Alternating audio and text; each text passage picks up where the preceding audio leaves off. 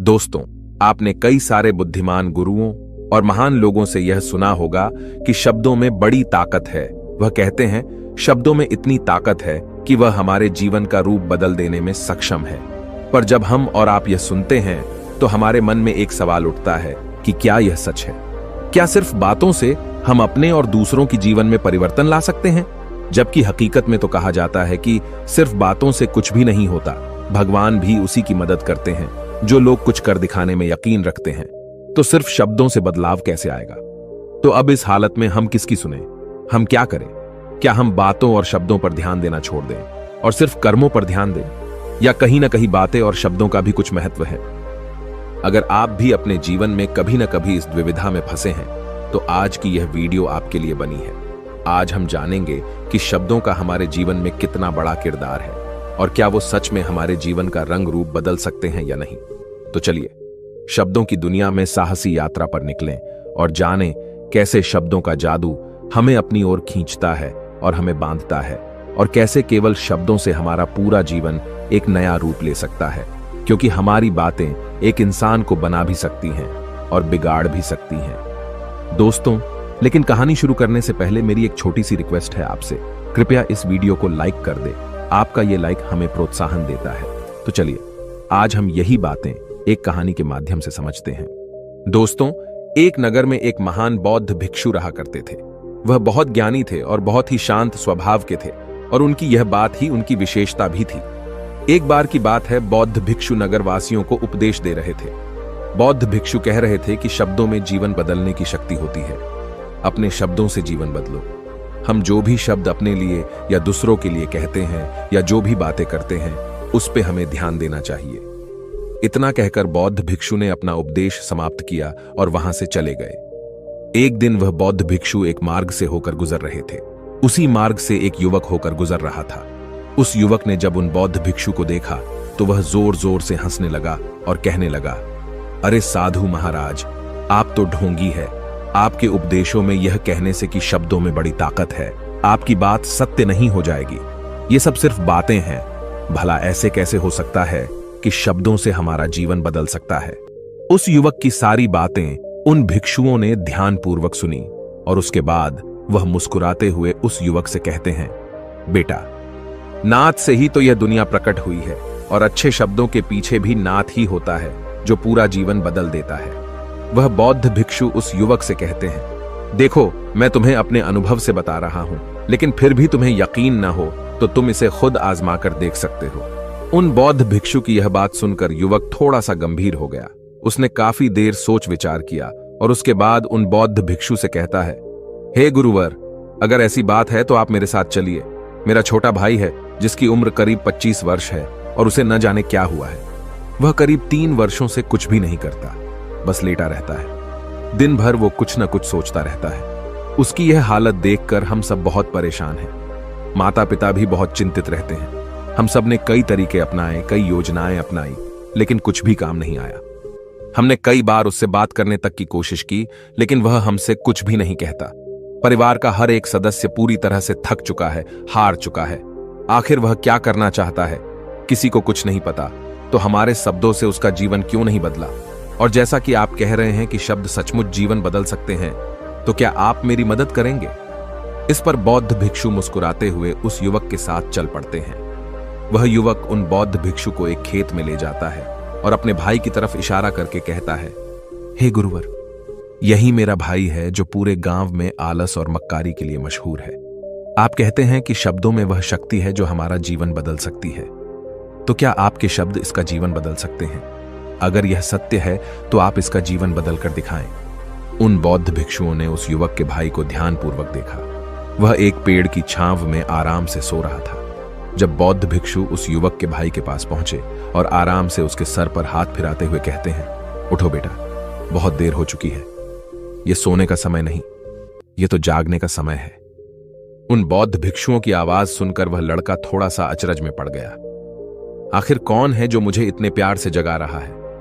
वरना सभी गांव वाले तो मुझे आलसी और मक्कार ही कहते हैं। आखिर कौन है जो मुझे इतना अपनापन दिखा रहा है? उसने आंखें खोली और आंखें मलते हुए उसने पूछा, हे गुरुवर, आप कौन हैं और यहां क्यों आए हैं? इस पर बौद्ध भिक्षु उस युवक से कहते हैं, बेटा, यह प्रश्न तो मैं तुमसे करना चाहता हूं। तुम कौन हो? यही तो तुम्हें जानने की आवश्यकता है। उन बौद्ध भिक्षुओं की बात सुनकर वह लड़का जोर से हंस पड़ता है और कहता है, हे गुरुवर, यदि आपको मेरे बारे में जानना है तो जाइए और गांव के किसी भी सदस्य से पूछ लीजिए। आपको पता चल जाएगा कि मैं कौन हूं।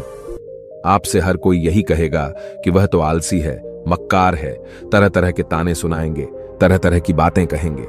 इससे आपको यह जरूर यकीन हो जाएगा और आपको यह पता भी चल जाएगा कि मैं कौन हूं। तभी बौद्ध भिक्षु मुस्कुराते हुए उस लड़के से कहते हैं, सबसे पहले मेरी यह बात सुन लो। मेहनती इंसान के खुद के शब्द उसे अंदर तक चोट पहुंचाते हैं, इसलिए कभी भी अपने आप को कोसो मत। अपने शब्दों को सुधारो। और मेरी यह दूसरी बात भी सुन लो। मैंने उन गांव वालों से नहीं पूछा कि तुम कौन हो, मैं तुमसे पूछ रहा हूं कि तुम कौन हो, लेकिन तुमने तो अपनी आदतें मुझे बताई। आलस तुम्हारी पहचान नहीं, तुम्हारी आदत हो सकती है, और इंसान नहीं, उनकी आदतें खराब होती हैं। इसलिए बेटा, तुम आलसी और मक्कार नहीं हो, यह तो तुम्हारी आदत है। बस इतनी सी बात है जो गांव वाले नहीं समझ सकते। ये सारी बातें सुनकर वो लड़का थोड़ा सा आश्चर्यचकित रह गया, क्योंकि गांव वाले हमेशा उसे मक्कार, आलसी और तरह तरह के ताने ही सुनाया करते थे। उन बौद्ध भिक्षुओं की यह बात सुनकर उस लड़के की आंखों में आंसू आ गए। वह तुरंत ही दोनों हाथ जोड़कर उन बौद्ध भिक्षु के चरणों में गिर पड़ा और उनसे कहने लगा, आप सत्य कहते हैं, यह मेरी आदत ही है और मैं इस आदत से बहुत परेशान हूं। मैंने बहुत कोशिशें भी की, लाख उपाय किए, लेकिन मैं अपनी इस आदत से छुटकारा ना पा सका। इन आदतों से बाहर आना बहुत कठिन है। मैंने कई बार आलस छोड़ने का प्रयास तक किया, पूरी कोशिश भी की, लेकिन कोई लाभ नहीं हुआ। मैं जब भी कोई कार्य करने की कोशिश करता हूं तो पता नहीं क्यों मेरा मन कहीं और भागने लगता है। मेरा दिमाग किसी और दिशा में काम करने लगता है और मैं उस काम पर ध्यान ही नहीं दे पाता। मैं क्या करूं, कैसे करूं, मुझे कुछ भी समझ नहीं आता। जब भी मैं किताबें पढ़ने की कोशिश करता हूं तो मुझे नींद आने लगती है। मन में एक अजीब सा दर्द महसूस होता है। ऐसा लगता है कि मेरा जीवन यूं ही व्यर्थ जा रहा है, और जब मैं इस दर्द को बर्दाश्त नहीं कर पाता तो मैं सो जाता हूं, ताकि जब मैं उठूं तो मुझे दर्द न महसूस हो। और अब तो मुझे यह भी यकीन हो चुका है कि मैं इन आदतों से नहीं निकल सकता। ये आदतें मुझे नहीं छोड़ने वाली। इस पर बौद्ध भिक्षु उस लड़के से कहते हैं, बेटा, यदि तुम इस आलस की आदत को छोड़ना चाहते हो तो मैं तुम्हें एक सही उपाय बता सकता हूं, लेकिन उसके लिए तुम्हें कल सुबह मुझे मिलना होगा, तभी वह तरीका मैं तुम्हें बताऊंगा। यदि तुम उस तरीके को सीखना चाहते हो तो कल सुबह मेरे पास चले आना। इतना कहकर बौद्ध भिक्षु वहां से चले गए, लेकिन उन बौद्ध भिक्षु की सारी बातें उस लड़के के कानों में गूंज रही थीं। वह यह समझ नहीं पा रहा था कि आखिर वह बौद्ध भिक्षु उसे कौन सा मार्ग दिखाने वाले हैं। वह ऐसा कौन सा उपाय बता देंगे जिससे उसके जीवन से आलस्य हमेशा हमेशा के लिए खत्म हो जाएगा। देखते ही देखते रात हो गई। रात भर वह अपने बिस्तर पर करवट लेता रहा और उन बौद्ध भिक्षु की बातों के बारे में सोचता रहा। इसी प्रकार देखते ही देखते सुबह हो गई और वह लड़का उन बौद्ध भिक्षुओं के पास जा पहुंचा। वह लड़का उन बौद्ध भिक्षु को प्रणाम करता है और कहता है, गुरुवर, जैसा कि आपने कहा था, लीजिए मैं आ गया।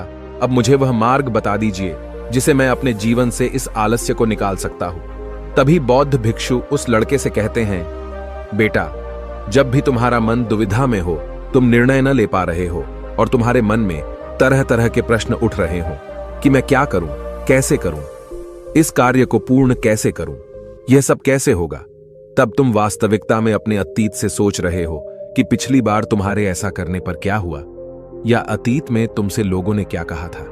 तो आज से कभी भी अपने अतीत से नहीं, बल्कि भविष्य से सोचो। इस पर लड़का कहता है, भविष्य से? वह भला कैसे? तभी बौद्ध भिक्षु उस लड़के से कहते हैं, मान लो कि तुम्हें आज किसी भी चीज की कमी नहीं है। तुम्हारे पास वो हर चीज है जो तुम चाहते हो, वह सारी सुख सुविधाएं हैं। तो अब बताओ, तुम अपना जीवन कैसे व्यतीत करना चाहोगी? उन बौद्ध भिक्षु की यह बात सुनकर वह लड़का कुछ देर के लिए सोच में पड़ गया, क्योंकि आज तक उसने सभी गांव वालों के केवल ताने ही सुने थे। किसी ने भी आज तक उसके जीवन के बारे में उससे ऐसी बात नहीं की थी, और वह गुरुवर उसे आने वाले भविष्य के बारे में उससे बातें कर रहे थे। उन बौद्ध भिक्षु की यह बात सुनकर वह लड़का खुद से प्रश्न करने लग गया कि अगर मेरे पास सब कुछ होगा, धन की कोई कमी नहीं होगी और सारी सुख सुविधाएं होंगी, तो मैं अपना जीवन कैसे व्यतीत करूंगा? कुछ देर सोच विचार करने के बाद वह उन बौद्ध भिक्षु से कहता है, गुरुवर, मैं यह दुनिया घूमना चाहूंगा, पहाड़ों पर चढ़ना चाहूंगा, समुद्र की रेत पर चलना चाहूंगा और मैं एक बहुत बड़ा व्यापारी बनना चाहूंगा। तभी अचानक उस लड़के का ध्यान टूट गया और वह उन बौद्ध भिक्षु से कहता है, परंतु हे गुरुवर, यह सब कैसे संभव होगा? केवल मेरी मात्र सोच लेने से तो यह सब पूरा नहीं होने वाला। उसके ऐसा कहते ही उसके अतीत में बीती हुई सारी घटनाएं उसकी आंखों के सामने से गुजरने लगी और वह एक बार फिर से निराश होने लगा। और अब वह यह सोचने लगा कि मेरे पास तो पैसे ही नहीं है, तो मैं भला व्यापार कैसे कर सकता हूं? न ही मेरे पास व्यापार का कोई अनुभव है। ऐसी स्थिति में मैं भला यहां से कैसे निकल सकता हूं? उस लड़के के इस प्रश्न का जवाब देते हुए वह बौद्ध भिक्षु उस लड़के से कहते हैं, भंते, हर रात में सोने से पहले तुम हर दिन अपना लक्ष्य एक कागज पर लिखो और सुबह उठकर सबसे पहले उस लक्ष्य को देखो और सोचो कि उस लक्ष्य को पाने के लिए तुम आज क्या कर सकते हो, और जो भी तुमने उस कागज पर लिखा होगा उस कार्य को उसी दिन पूरा करने की हर मुमकिन कोशिश करो। इस पर वह लड़का कहता है, ठीक है, आप सच कह रहे हैं, लेकिन जब मैं बहुत सोचने लगता हूं तो मेरा मन बेचैन होने लगता है और मन में तरह तरह के विचार उठने लगते हैं और इन विचारों को शांत करने के लिए मैं सो जाता हूं ताकि वह विचार मुझे परेशान न कर पाए। उस लड़के की इस समस्या का समाधान करते हुए वह बौद्ध भिक्षु उस लड़के से कहते हैं, बेटा, अंतर्मन की चाल को पकड़ो और शब्दों की मदद से नया भविष्य बनाओ। तभी लड़का कहता है, हे गुरुवर, आप क्या कहना चाहते हैं? मैं आपकी बात समझ नहीं पा रहा। इस पर बौद्ध भिक्षु मुस्कुराते हुए कहते हैं, बेटा, कैसे होगा? यह जो सवाल है, यह सवाल नहीं बल्कि एक डर है जो तुम्हारे अंतर्मन में बैठा हुआ है, जो तुम्हें अगला कदम लेने से रोक रहा है, तुम्हें कदम आगे बढ़ाने से रोक रहा है।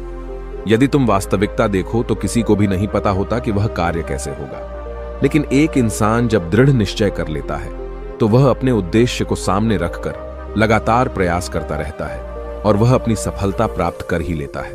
तभी वो लड़का उन बौद्ध भिक्षु से कहता है कि हे गुरुवर, अगर ऐसी बात है तो मन में बार बार चिंता क्यों होती है? मन बार बार बेचैन क्यों हो उठता है? इस पर बौद्ध भिक्षु कहते हैं, बेटा, क्योंकि तुम्हें डर है कि तुम कमजोर हो। तुम्हारे अंतर्मन में बैठा है कि तुम में कुछ कमी है, तुम किसी काम के नहीं हो, और यही कारण है कि तुम कोशिश करने से डरते हो, क्योंकि तुम्हारा अंतर्मन हमेशा तुम्हें रोकता रहता है। जब भी तो कोई कार्य शुरू करना चाहते हो, तुम्हारा मन तुमसे पहले कह देता है, इससे आगे मत बढ़ना, अन्यथा तुम हार जाओगे, और इसी कारण तुम्हें चिंता होने लगती है, तुम्हारा मन बेचैन होने लगता है। तभी वो लड़का कहता है, गुरुदेव, आपने जो कुछ भी कहा वो बिल्कुल सत्य है, लेकिन अब आप ही मुझे बताइए कि मैं इस परेशानी से बाहर कैसे निकलूं? इसका जवाब देते हुए वो बौद्ध भिक्षु उस लड़के से कहते हैं, बेटा, इस समस्या का समाधान बहुत ही आसान और सरल है। तुमने देखा होगा कि अक्सर ही हम अपने आप को दोष देते रहते हैं, अपने आप को तरह तरह के अपशब्द कहते रहते हैं जो हमारे अंतर्मन में जाकर बैठ जाते हैं और वही हमें आगे बढ़ने से रोकते हैं। और इन शब्दों का हम पर बहुत गहरा प्रभाव भी पड़ता है, क्योंकि जैसा हम खुद से कहते हैं, जैसा हम पूरी भावनाओं के साथ सोचते हैं, हम वैसा ही बनते चले जाते हैं। इसलिए यदि तुम खुद को बदलना चाहते हो तो कि तुम भी काबिल बन सको, तो तुम्हें अपने अंतर्मन को नए संदेश देने की जरूरत है, जैसे कि मेरे शरीर का हर एक कण, हर एक हिस्सा, हर एक विचार शांति और ऊर्जा से भरा हुआ है। मैं दृढ़ संकल्प और आत्मविश्वास के साथ हर दिन के लक्ष्यों को पूरा करता हूं। मैं अपने कमजोरी को अभ्यास में बदलता हूं, चिंता को ध्यान में बदलता हूं। मैं उत्साह और ऊर्जा से भरा हुआ हूं, लगातार अपने लक्ष्यों पर काम करता हूं। ऐसे शब्द जब तुम खुद से कहोगे तो तुम शक्तिशाली महसूस करने लगोगे और तुम्हारी सारी चिंताएं खत्म होने लगेंगी, क्योंकि यही शब्दों की ताकत है। वह तुम वही बना देंगे जो तुम खुद से कहोगे। तुम जितनी भावना के साथ यह वाक्य बोलते हो, उसे महसूस करते हो, उतनी ही भावनाओं से यह शब्द तुम पर असर करना शुरू कर देंगे। धीरे धीरे यह शब्द तुम्हारे मन और व्यक्तित्व की सोच का हिस्सा बन जाएंगे। लेकिन मेरी एक बात याद रखना कि तुम्हारा अंतर्मन इतनी आसानी से हार नहीं मानने वाला। जब तुम आगे बढ़ोगे तो मौका मिलते ही वह तुम्हें पीछे खींचेगा। तुम्हारे अतीत के बीते हुए सारे कड़वे अनुभव तुम्हें याद दिलाएगा, ताकि तुम डर जाओ और एक बार फिर से अपने लक्ष्य का पीछा करना छोड़ दो। लेकिन तुम्हें इसकी चिंता नहीं करनी है। उन सकारात्मक शब्दों के कारण तुम्हारा मन सकारात्मक विचारों को स्वीकार करने लगेगा।